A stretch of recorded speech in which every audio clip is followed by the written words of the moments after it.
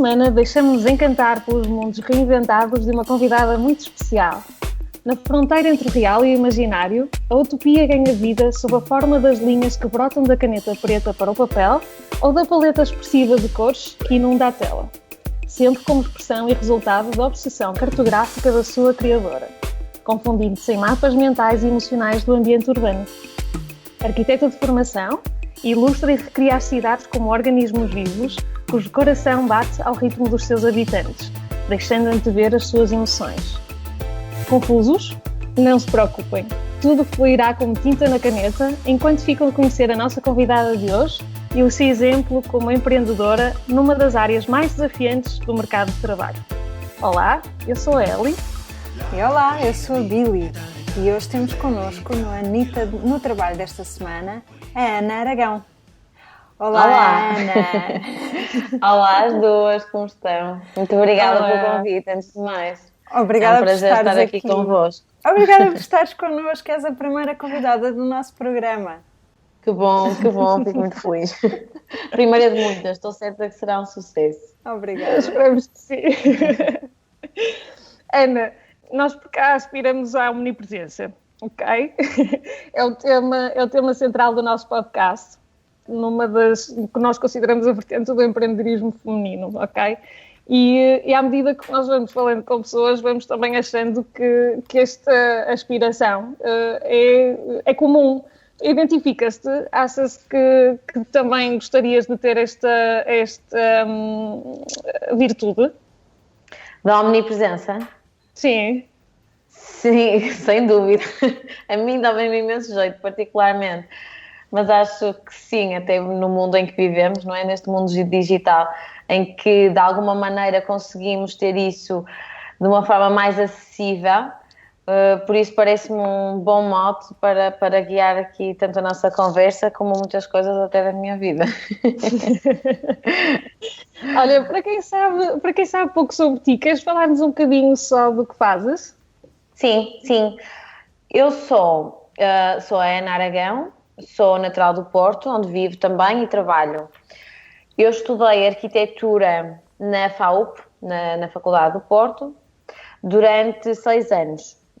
Um curso longo, que ainda hoje são talvez 5 anos. Portanto, foi muito intensa a minha parte de estudo em arquitetura, a minha formação.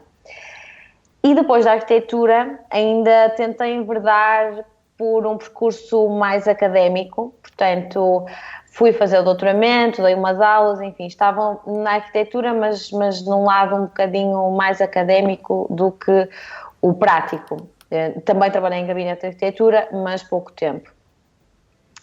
E depois desta minha longa incursão para a arquitetura, porque foi muito longa e muito intensa, o curso de arquitetura é muito intenso no Porto, sobretudo, e noutros sítios, mas é muito intenso no Porto, eu descobri, de alguma maneira, uma vocação que sempre tinha deixado para o hobby, que era precisamente o gosto pelo desenho, pela pintura, que sempre me acompanhou desde pequenina, mas como hobby, como coisas que fazia nas férias, cursinhos que ia fazendo em paralelo com as aulas no secundário, enfim, até depois mais tarde em paralelo com o curso de arquitetura, mas eu via isso como um hobby, como outro qualquer.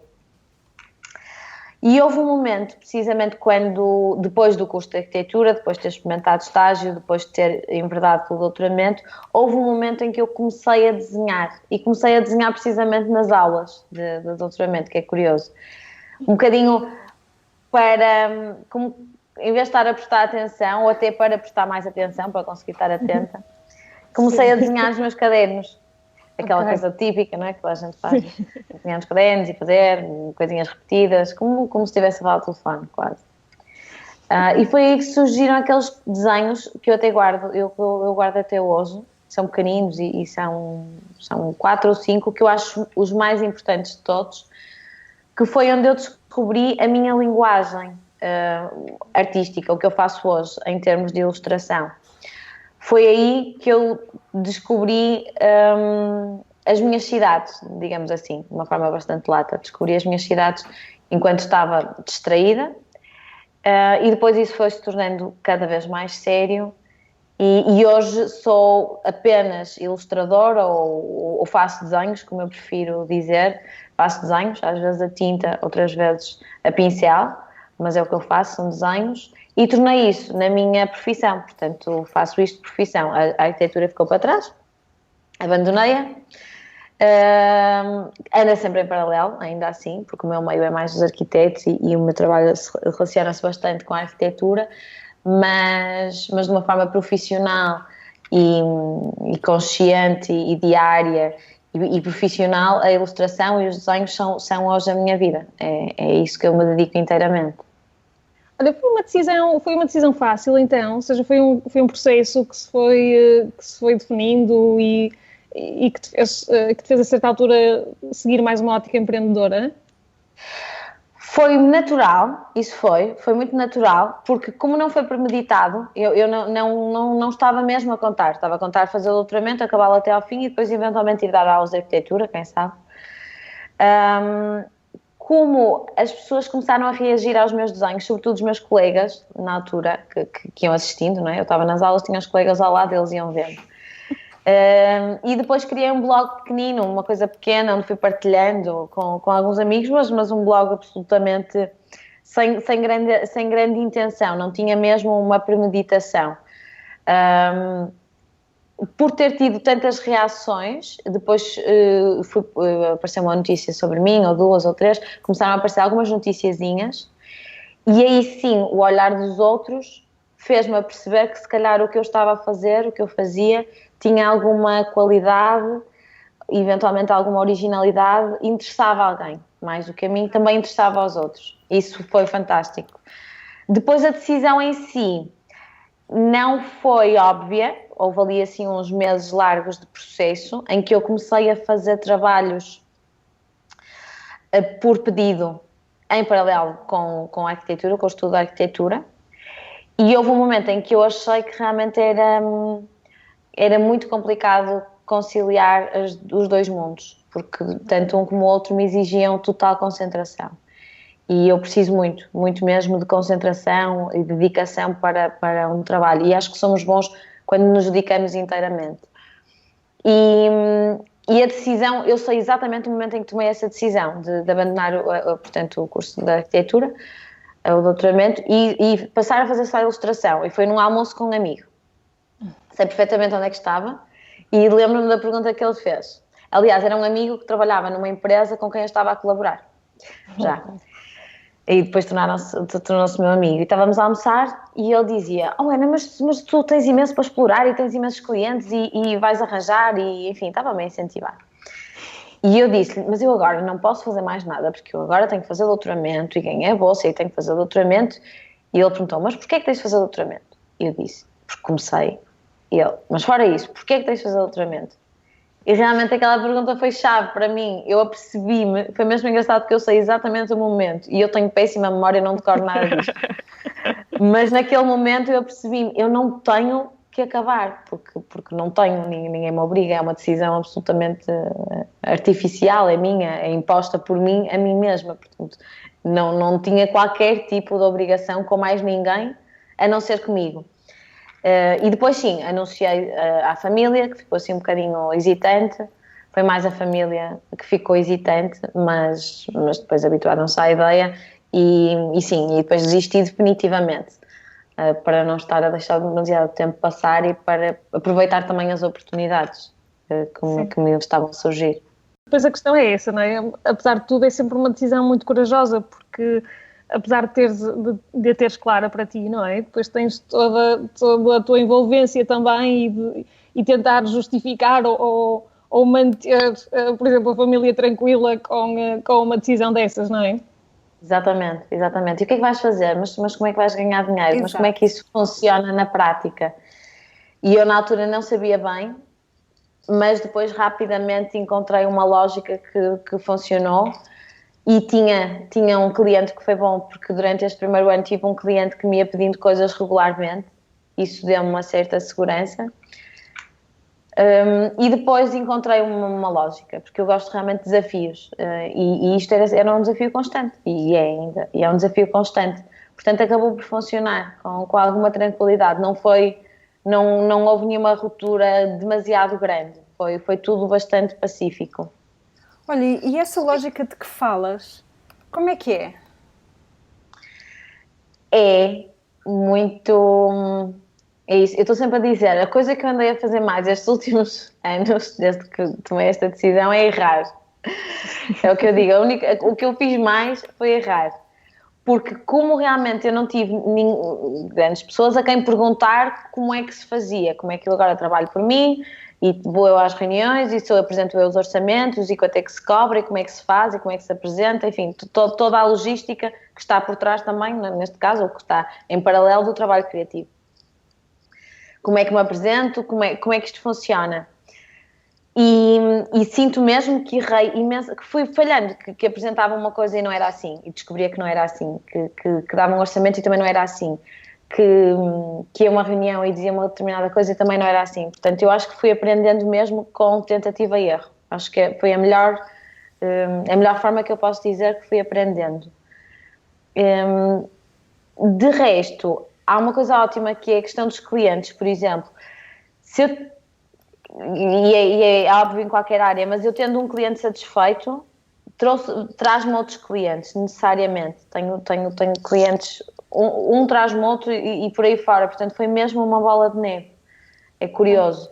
Sem eu ter grande trabalho no fundo da apresentação, foram as próprias pessoas que começaram a comunicar entre elas. E isso foi muito bom, porque é isso, ou eu teria que investir muito em marketing, do meu tempo, eu não posso investir muito do meu tempo em marketing porque eu tenho é que fazer as coisas bem feitas, não é? O meu trabalho bem feito, não tenho tempo para andar a fazer estas minhas Como é que foste criando a tua marca então? Foi simplesmente à base do passo-a-palavra?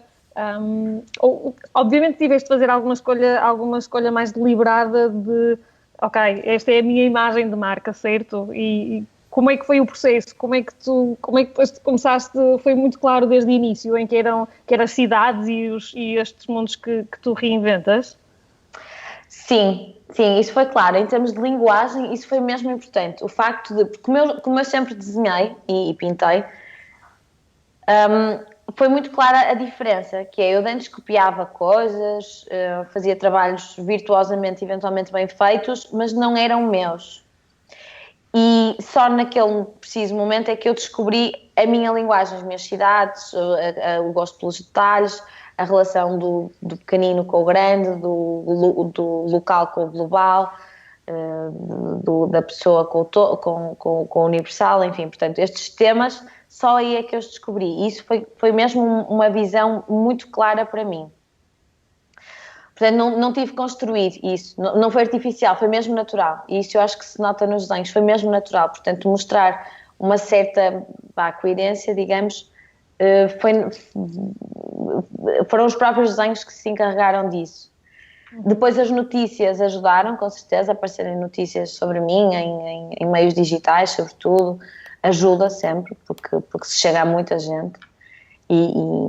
E as pessoas depois têm ideias, a partir de coisas já feitas têm ideias e têm solicitações, e de resto foi de uma forma relativamente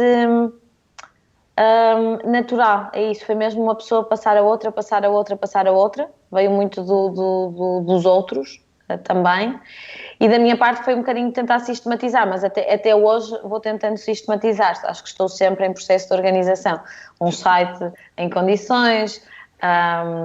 Portanto, criei a minha página de Facebook, que é muito importante para mim, que é uma coisa muito, muito simples, mas que para mim funciona lindamente como ferramenta para chegar a muita gente, porque não preciso de conhecimentos, de grandes conhecimentos no mundo digital, e consigo funcionar lindamente com isso. E é mais ou menos isso, ou seja, não existiu uma estratégia no sentido linear, o que é que vou fazer em cada momento. Agora sim, agora começo a sentir mais necessidade de ter uma estratégia, de consolidar determinadas coisas que fui fazendo de uma forma até bastante ingênua. Neste momento já sou um bocadinho mais estratégica, porque tenho que optar entre vários trabalhos. Tenho o privilégio de poder optar entre vários trabalhos que me dão, e agora sim sou estratégica. Sou um bocadinho mais estratégica. Penso em termos de lógica isso, mas como já errei, não é? Porque já errei muito, agora tento não, pelo menos não cometer os mesmos erros. O que é que consideras mais difícil neste teu caminho de empreendedorismo? Eu imagino que a inspiração não te falte, não é? Porque como falas dessa urgência de criar e de desenhar, eu imagino que a inspiração, um bloqueio criativo não seja propriamente a maior dificuldade. Mas imagino que na gestão do teu negócio, não é? Que tenhas alguma parte que consideres mais complicada de gerir.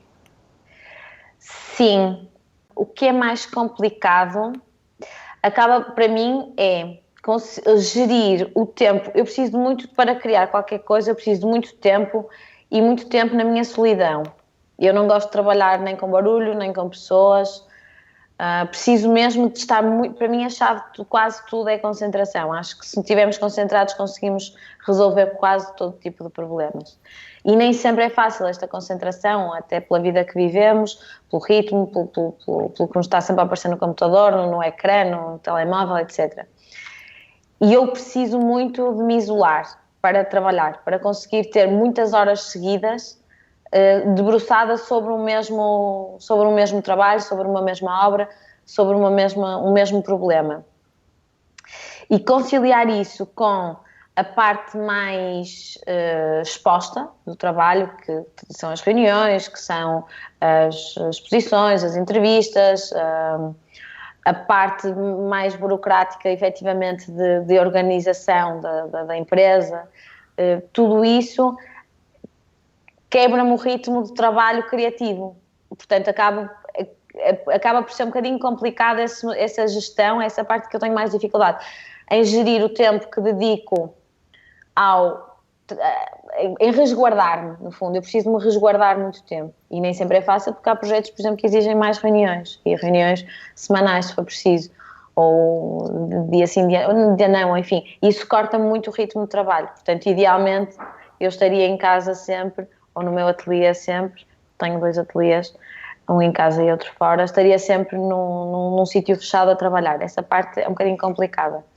Outra também, que é um desafio, nem sempre é fácil, que é quando os clientes, privados também, mas os privados normalmente são pessoas que têm gosto e compram o que a pessoa já tem feito, portanto, no geral, têm uma sensibilidade diferente. Quando trabalho com marcas, por exemplo, com empresas ou instituições, etc., é complicado quando o cliente tem uma imagem formada antecipadamente na cabeça. Isso é muito complicado. Porque as pessoas já vêm com uma ideia pré-definida porque viram um trabalho anterior e estão à espera que o trabalho seguinte, o trabalho deles, o trabalho específico, seja igual ao anterior. Ora, isso é impossível, não é? Não existem 2 trabalhos iguais.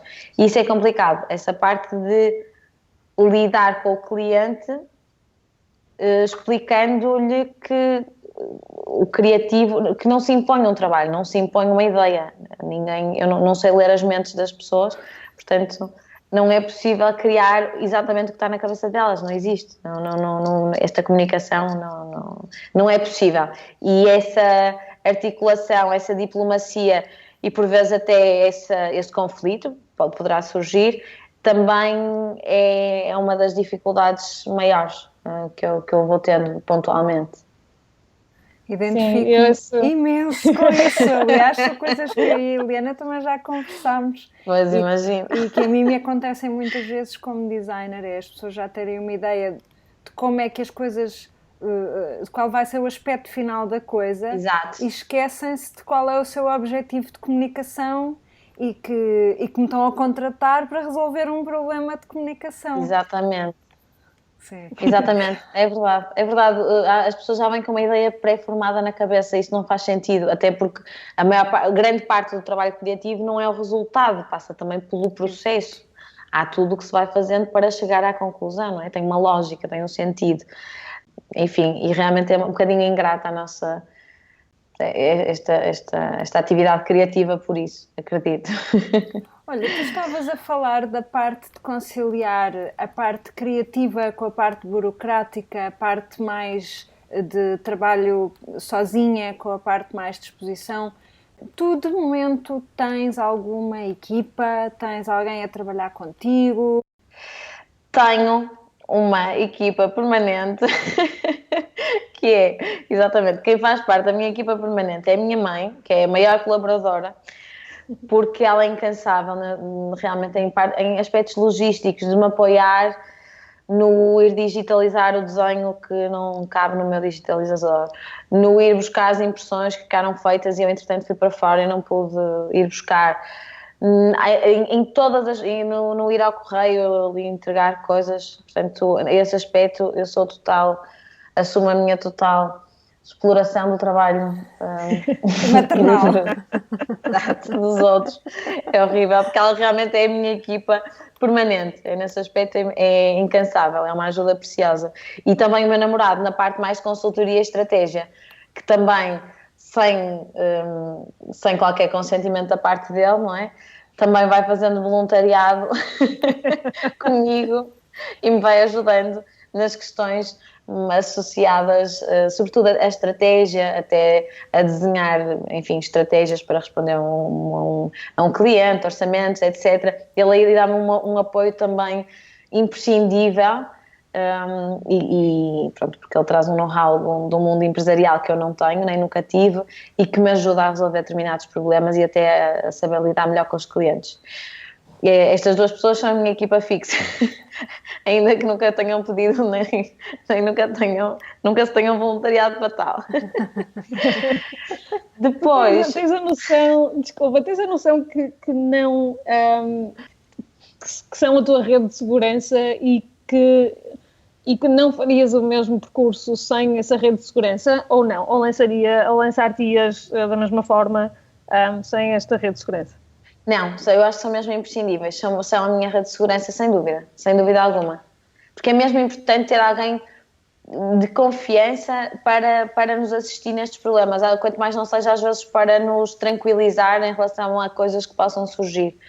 Por isso são mesmo muito importantes, O facto às vezes só de me ouvirem já é fantástico, de ter alguém que me ouça, com quem é que eu possa explicar o projeto 1, 2, 3, 4, estou a pensar, e não falar para a parede, não é? Não falar só para as paredes, porque é um bocadinho complicado, elas devolvem-nos, mas baralham-nos. Ter uns ouvidos que acompanhem o meu pensamento ajuda-me imenso, e dá-me autoconfiança, com certeza, dá-me confiança, ajuda-me a ser mais forte para encarar as várias questões que vão surgindo, não é? Também tenho pessoas com quem vou colaborando pontualmente, ou seja, que me vão apoiando pontualmente, aí sim já de uma forma técnica e profissional, que normalmente são designers ou ligadas ao design, ou até um arquiteto que muitas vezes também colabora comigo na parte, às vezes, de colorir desenhos digitalmente, porque eu não tenho essas valências, as minhas capacidades de trabalhar no mundo digital são muito limitadas mesmo. Eu sou muito analógica, gosto de pegar nos meus papéis, nas minhas canetas e trabalhar à mão. E depois há um lado complementar que eu recorro às vezes a pessoas que confio. Por exemplo, agora estou a trabalhar com uma designer que me fez um site, que me está a fazer um catálogo, que me está a ajudar a montar toda uma exposição, e tem sido uma ajuda fantástica e é pontual, ou pelo menos para já tem data de fim esta colaboração. Não é a primeira, vou trabalhando com várias pessoas, mas equipa fixa é um bocadinho é mais complicado, porque o meu trabalho muda, todos os projetos são diferentes uns dos outros. Às vezes posso precisar de um apoio mais específico numa área, outras vezes mais específico no design, outras vezes mais específico na organização de eventos, etc. Portanto, vou recorrendo a pessoas diferentes. Sabes que um dos pontos em que tocaste, eu ia dizer-te, a Billy é mais... já tenho algum estofo nesta vida da empreendedora. A Billy já... desde que se conhece, praticamente é empreendedora. Mas eu estou neste percurso há cerca de um ano. E uma das maiores dificuldades que eu sinto é o conciliar a minha necessidade de concentração, tal como tu falavas, de ter um espaço e de assegurar que não sou interrompida quando estou a fazer um projeto, ok? Mas ao mesmo tempo a solidão. é uma das maiores dificuldades que eu tenho, porque estava tão habituada a ter uma equipa grande com quem trabalhava e de trocar impressões, que agora é isso. Até podes falar com as paredes, mas baralha-te, como tu dizias. E depois é isso, é encontrar aquelas pessoas de confiança com quem podes abrir tudo e ir comentando, e que às vezes é só mesmo para te ouvirem, mas que ajuda-te, à medida que vais pondo em voz alta, ajuda-te no processo por um lado, de sanidade mental, mas por outro lado também de produtividade, não é? De trabalho, efetivamente. Sem dúvida, é verdade, porque uma pessoa, eu acho que ao falar, até às vezes ao dizer alto determinadas coisas, elas tornam-se mais claras, não é? Se conseguimos ouvir-nos, ou até se alguém nos resumir o que nós dissermos, vai se tornar muito mais claro. Vamos conseguir organizar melhor o pensamento do que quando estamos sozinhos. O estar sozinho e não ter ninguém com quem discutir as ideias também é complicado, porque às vezes é preciso desempatar, não é? Como é que se desempata sozinho? É difícil. Olha, tens algum medo? Há alguma coisa que te impeça de dormir à noite, enquanto profissional? Há uma questão que me vai angustiando pontualmente, mas que eu estou a aprender a lidar com ela.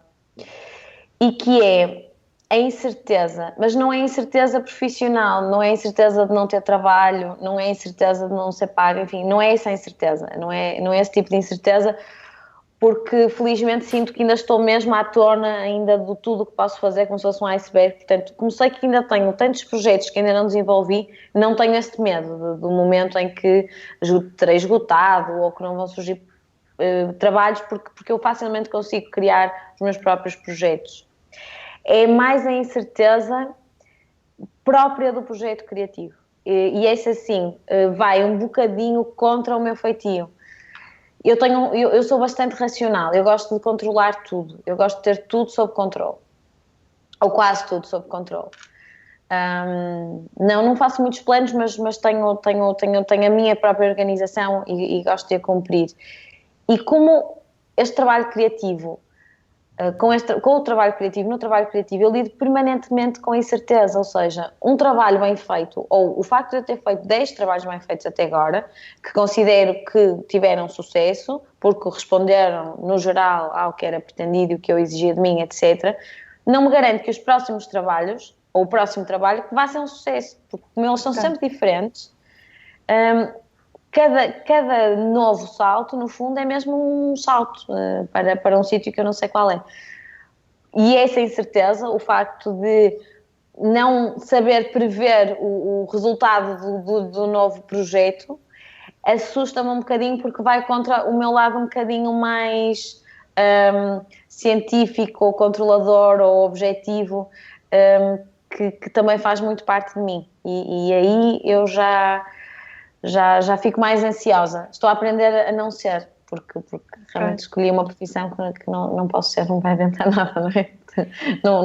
Tornar o trabalho previsível é simplesmente acabar com ele, portanto, a desvirtuar o trabalho criativo não faz sentido, é negação disso mesmo, portanto...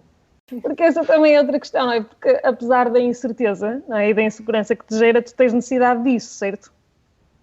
Sim, tenho, sem dúvida, tenho, porque se calhar se fosse muito previsível, como outros trabalhos que já fiz anteriormente, eu ia-me cansar muito facilmente, portanto, eu tenho essa necessidade na mesma, mas às vezes é complicado deitar-me um dia, deitar-me 2, deitar-me 3, deitar-me 4 e não ter encontrado a solução para aquele específico problema.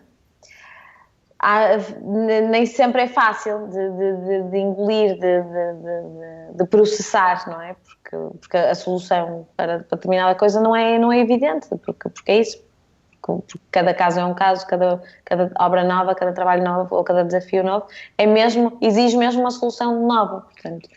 E eu aí sou um bocadinho ansiosa, luto muito com o trabalho, é muito visceral, é um bocadinho aqui emocional. Se eu tiver a pensar e a tentar chegar a uma conclusão, não falem comigo, porque eu estarei certamente irritada. Não é um estado pacífico, não não faço as coisas de ânimo leve, é pelo contrário, sou um bocadinho pesada até a trabalhar. Se bem entendi, essa tua angústia, no fundo, é um bocadinho aquele medo, não digo da página branca, mas daquele momento em que tens o problema e andas à procura da resposta e ainda não encontraste a resposta, portanto ainda não começaste a fase de execução. Exato, exatamente. A forma, eu sinto esse medo também, é aquele momento de insegurança completa em que tu estás, pelo menos eu sinto assim, em que não sei se vou conseguir, vou trabalhar para isso, mas não sei se vou conseguir. E a forma como eu, não é contorno, é a forma como eu lido com isso, é apoiar-me em sistemas e em rotinas.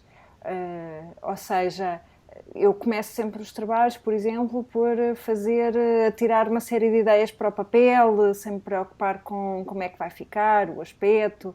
Às vezes vou só buscar assim ideias-chave ou palavras-chave. Pronto, portanto, apoio-me numa rotina. A rotina também é de chegar ao ateliê à mesma hora, fazer a pausa para almoço à mesma hora. E eu gostava de saber quais são as tuas estratégias para lidar precisamente com essa angústia. São mais ou menos essas, são mais ou menos as tuas, por acaso. Sofrer? Sofrer e ser disciplinada. Eu sou muito disciplinada a trabalhar. Muitas vezes, quando realmente estou num beco sem saída, até me dizem muitas vezes, Ana, sai, vai espairecer, vai pensar noutra coisa. Não é possível para mim, eu não espaireço. As ideias não me vêm quando eu estou descontraída, não. Eu tenho que trabalhar sobre as ideias. Não existe essa parte de espairecer para mim. Ou como se me arrancarem só. Senão, eu trabalho, é isso, tenho um horário relativamente fixo de trabalho, que também começo de manhã e acaba ao fim do dia. Tento não trabalhar à noite, a não ser que esteja mesmo muito atrapalhada, mas no geral não trabalho à noite. E durante esse dia tenho que fazer X coisas. Precisamente começar com esquemas genéricos, com esboços muito básicos, e depois ir aprofundando até chegar a uma conclusão. Depois acabo sempre por chegar a uma conclusão. Mas a única coisa que não tenho nenhuma metodologia fixa a não ser esta, da disciplina, de estar debruçada sobre as coisas, de reunir muitas referências, portanto, no início, de encontrar uma lógica-chave, um conceito-chave, qualquer coisa que me organize o pensamento e que me indique a direção. Por exemplo, um desenho é muito fácil de perceber como é que eu penso. Tenho um sentido, sei o que é que quero transmitir, possivelmente, e faço muitos esboços pequeninos, muitos esquiços, mesmo pequeninos, coisas muito mal feitas até, não tem interesse nenhum, tá? Tinha aqui alguns para vos mostrar, são coisas horríveis, mas se resultarem no pequeno, a partir do momento em que eu descubro uma solução pequenina para uma coisa, pode ser mesmo num quadradinho assim, a partir daí já consigo passar para os meus desenhos muito detalhados e já tenho uma segurança maior. É descobrir quase uma forma que me agrade, um sentido, uma organização de espaço que me agrade, e depois parto para o trabalho em si. Mas e é puramente dentro da tua mente. Eu pergunto isto porque o meu processo, eu não sou da área criativa no sentido de design, ok? Mas tendo em conta que trabalho em marketing, estratégia de marketing, tenho toda a parte criativa de gestão de marca, não é? E de estratégia de marca. E eu eu identifico com algumas dessas, com alguns dos vossos processos e algumas das vossas dificuldades, ok? E eu preciso durante algum tempo, quando estou a iniciar um projeto, primeiro tentar ler tudo o que é possível sobre a área, sobre marcas semelhantes ou sobre a indústria, e tentar fazer uma imersão, mas ir buscando muitos estímulos externos e depois a partir daí construir algo novo. Também faz esse trabalho externo ou é muito interno? Grande parte desta pesquisa é, em termos de imagens, eu tento limitar o número de imagens que me influenciam para os projetos, em termos mesmo visuais. Poderei ter uma, duas, três referências, quatro, que sejam poucas sempre. Poucas referências. e decido que o trabalho se calhar é entre esta e esta, ou faz lembrar Escher por isto e faz lembrar Hopper por isto, as cores são deste e o sentido é deste, e eu vou fazer um mix, por exemplo. Mas em termos de imagem tento não procurar muitas coisas, porque como eu vou criar uma imagem normalmente, acaba por me condicionar muito, portanto tenho que ter esse cuidado de não exagerar no input de imagens, porque sem querer posso ficar colada a alguma que acho fantástica, e é fácil acontecer. Procuro, talvez, referências noutros locais, como, por exemplo, em livros, gosto muito de pesquisar em livros, até literatura mesmo, portanto, certos literários, certos livros que eu gosto particularmente, ou conversas, é isso, muito se calhar na literatura, mais até na literatura do que noutras coisas, e depois começar a criar. Em termos de imagens, é isso, faço mesmo um esforço por limitar, porque como temos acesso a tantas imagens que é fácil perder-nos e é fácil entrarmos em quase competição. E prefiro não ter a cabeça tão cheia. Estavas a falar de referências e tens assim algum role model, algum ilustrador ou artista ou de outra área qualquer que tu admires particularmente? Obviamente não tem nada a ver com inspirar-te nas suas imagens, não é isso que eu estou a dizer. Se há alguém que tu admiras particularmente no mundo profissional e da tua área? Tenho algumas referências da minha área, que não me vou lembrar de todas, claro, porque eu sou muito esquecida, mas que vão surgindo assim em alguns trabalhos. Há alguns que são assim mesmo muito básicos e que me acompanham desde sempre, porque tinha mesmo os livros em casa, então fui lendo sempre, fui lendo sempre desde pequena, que é, por exemplo, o Quino, que tem não só uma faldinha, mas aqueles outros livros que eu acho fantásticos da coleção dele. E eu sou fascinada, eu realmente sempre que me reencontro com ele, com os livros dele, com a leitura, claro, acho que realmente ele é genial, porque ele tem uma coerência incrível. Eu gosto particularmente do facto de ele conseguir ter tanto sentido de humor. Ele não é sério, às vezes eu tenho essa questão, ou acho que todos lidamos com isso, do ser muito sério, para sermos levados a sério. Acho que enfim, cabe algumas reticências. E o Quino, por exemplo, é um autor que consegue, de uma forma com uma ironia fantástica, com um humor inacreditável, com uma capacidade crítica absolutamente assertiva, e consegue construir narrativas e construiu uma vida toda com pouquíssimas ferramentas, com a linha preta e com folhas. Ele construiu um mundo, não é? E provavelmente a vida dele foi construir esse mundo. Eu acho fascinante. Gosto muito também de um ilustrador americano que é o Saul Steinberg, que também acho que tem bastante a ver com arquitetura, até é mais livre, tem um traço mais livre que eu admiro muito, porque eu sou muito presa em termos de traço, sou muito rígida, e eu gosto muito das criações dele, porque acho que também consegue dar a volta a essa questão. E claro, o Escher é sempre uma referência, com certeza, porque também é um artista que se focou no desenho e fez arte através do desenho e não tanto da pintura, e como eu me ligo mais ao desenho, admiro naturalmente as obras dele. E ainda o outro, que é Piranesi, Giambattista Piranesi, que é antigo, portanto não faz parte da nossa memória. Ele representava Roma e vistas de Roma e vistas de cidades e de ruínas, tudo através do desenho, e tem desenhos absolutamente fascinantes, daqueles que a pessoa fica a pensar como é que foi possível. Ele tinha ajudantes, pronto, mas ainda assim é inacreditável. E também era arquiteto, mas não se dedicou à arquitetura, mas sim ao desenho. Por isso também é assim um dos autores de referência. Tenho outros, mas estes heróis, o Escher, o Quino, o Saul Steinberg, o Piranesi, são assim como deuses para mim. Olha, e agora dando uma pequena volta à nossa conversa, e como é que tu concilias, estivemos a falar mais da tua vertente profissional e de empreendedora, mas como é que concilias com a parte pessoal? E ainda por cima porque tens um desafio novo muito em breve, não é? Exatamente.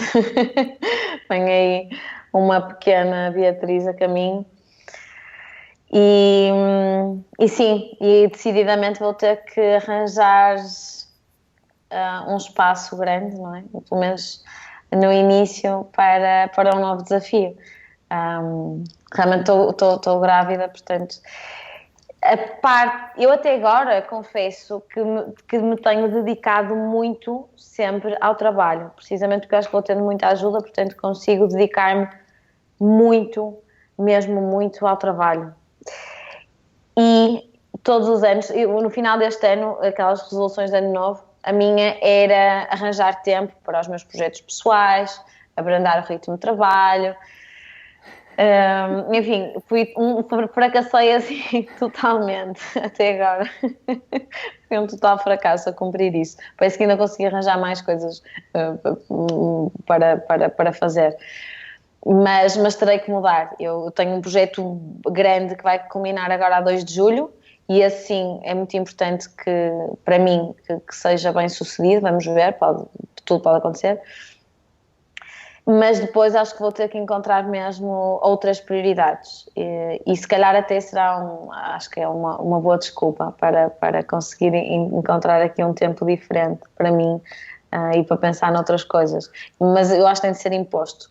Acho que realmente aqui este momento, ainda bem que vai acontecer, mas tinha que vir de fora, porque eu obrigar-me a parar é mesmo ou a abrandar ou enfim, a fazer coisas mais lúdicas e tirar tempo mais livre. Sou uma chefe muito exigente. Já falámos sobre isso na Anitta. Sou uma chefe péssima para mim mesma. Sou pior que os chefes dos outros todos, das outras pessoas todas. Nós já falámos nisso na Anitta, precisamente sobre essa questão de sermos piores connosco próprias, mais exigentes, mais estritas, às vezes mais severas, do que com os outros. Com os outros, claro, obviamente somos tolerantes. Não é obviamente somos tolerantes connosco, é que somos particularmente más. É verdade, eu sou exatamente assim. Eu não sei mandar, é uma falha minha. Não sei, eu acho que não sei mandar, tenho muita dificuldade em mandar, mas comigo sou de uma exigência absurda. Não deixo passar nada que não esteja exatamente como eu quero. Enquanto que os outros desculpo tudo e não tem mal e não tem mal nenhum e tudo. Comigo sou péssima, realmente nesse aspecto sou péssima. Depois o tempo livre, como a minha vida pessoal se mistura muito com a minha vida profissional, bem ou mal, mas realmente a minha vida mistura-se com o trabalho, necessariamente. Não consigo fazê-lo de outra forma, porque são muitas horas, eu preciso mesmo ter muita dedicação e não existe muito essa coisa de parar. Quando paro, com certeza, mas há uma mistura grande, há aqui uma mistura grande, há uma contaminação, acho que não é possível de outra forma, tanto que eu gosto mesmo de trabalhar em casa, não preciso daquela coisa de sair de casa, eu não me importo de trabalhar em casa e acho que sou melhor assim, o que depois tem aspectos negativos, não é? Portanto, quando a pessoa quer mesmo parar e encontrar tempo para outras coisas, acaba por ser mais difícil, mas irei conseguir certamente. Como é que estás a pensar conciliar haver um pequeno ser a teu cargo com eventualmente trabalhar em casa ou estabelecer essas fronteiras se calhar mais definidas entre a vida profissional e a pessoal? Uma boa questão, não faço a mínima ideia. Tudo bem, ainda tens tempo. Tenho 3 meses. Ainda não tenho nenhum plano. Sei que vou estar aqueles meses que eu tenho direito, como todas as pessoas, os meses que eu tenho direito, vou aproveitá-los bem. Depois disso, vamos ver como é que eu vou estruturar aqui a coisa. Certamente vou precisar de ajuda, porque acredito que seja complicado e eu preciso realmente de concentração há muito tempo, portanto acho que vou precisar de ajuda de alguma forma, mas acredito que vai precisar de ajuda. Sim, sabes que tanto do lado da Billy como do meu, os nossos podcasts, normalmente ouves assim ao fundo uma voz pequenita a requerer atenção. E é verdade que nós também acabamos por usar a casa como uma extensão do local de trabalho. Pelo menos eu faço isso e nas alturas em que preciso de mais concentração é onde eu melhor trabalho. E gosto de escritório para ter inspiração, para ter ideias novas, mas a concentração depois vem toda em casa. E é interessante depois quando tentas conciliar e, portanto... Pois, estou a ver que vou ter aqui um desafio pela frente. Não, podes encontrar um caminho novo e teres uma coleção num duo, não é? Exatamente, se calhar vai acontecer, não é? Depois temos de fazer a parte 2 da entrevista daqui a 1 ano. Exato, e como é que está a correr? E eu, agora estou com quadros abstratos em que deixo cair e coisa lá de cima. Se calhar vou mudar a minha linguagem artística. Não sei, Billy, se tens alguma questão assim, antes de pedirmos um último conselho à Ana, para quem está a começar, ou se tens alguma questão antes que gostarias de colocar. Eu não sei, Ana, se também se te apetece partilhar alguma coisa, algum ponto que entretanto não tocamos também.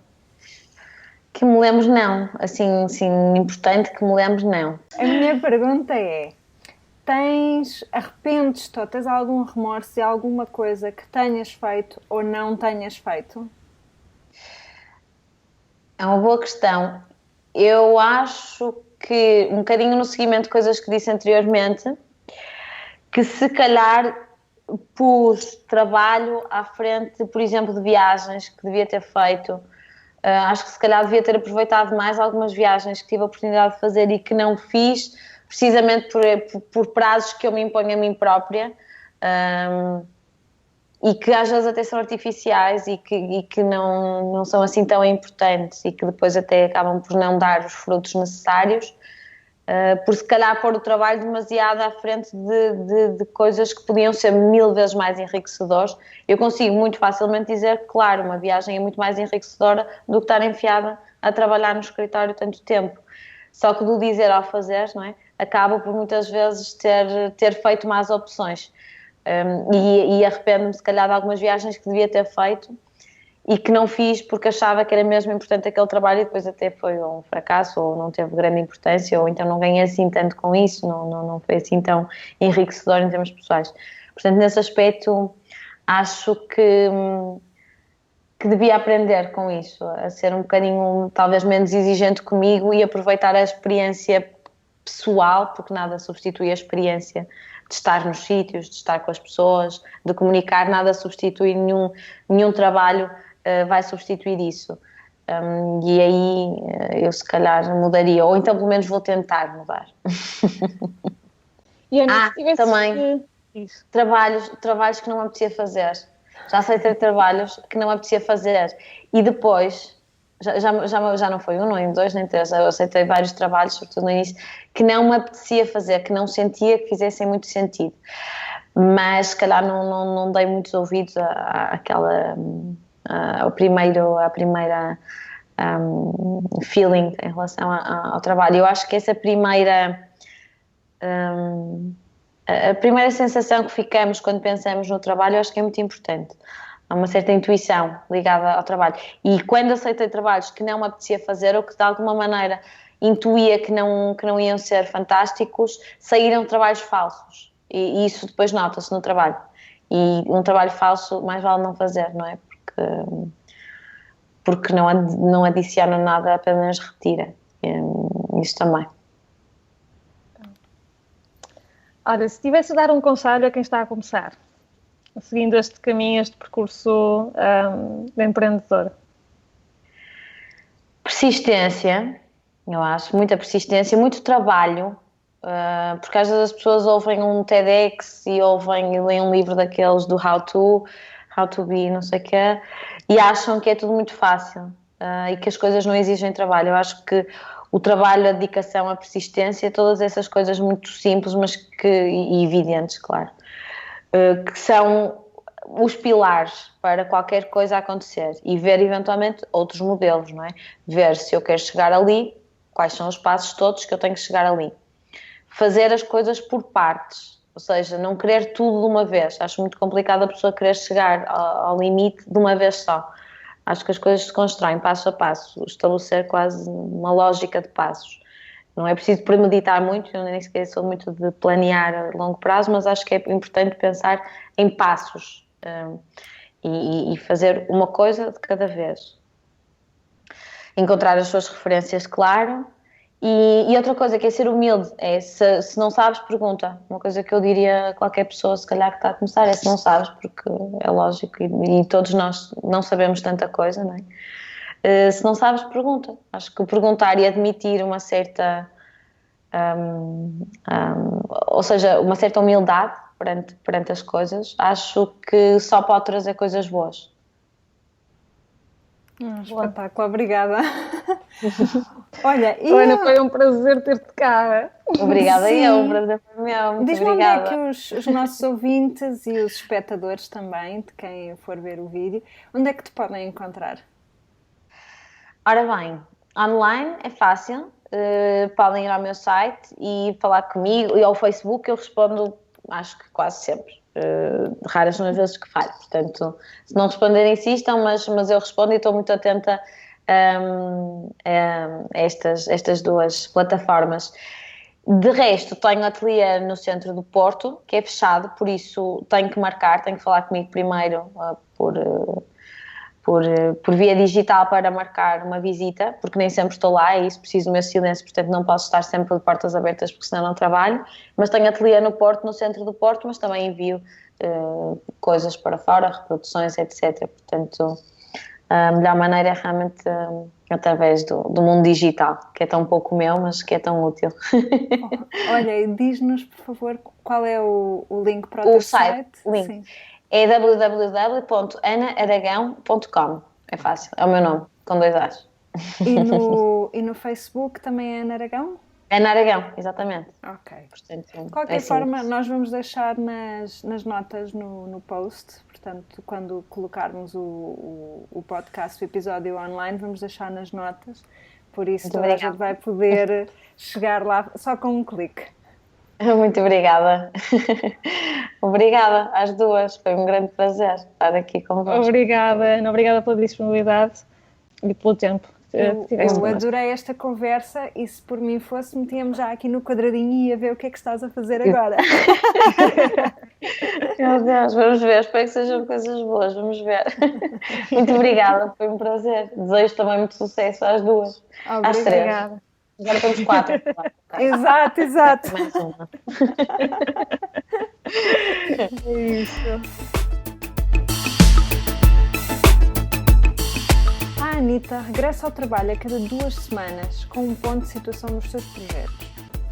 No entanto, como boa aspirante à omnipresença, continua ligada no anitanotrabalho.com, onde todos vocês poderão conversar connosco através da secção Querida Anitta, ou então através da página no Facebook, que é facebook.com/Anitta no Trabalho. Até breve! Até breve. Boa semana!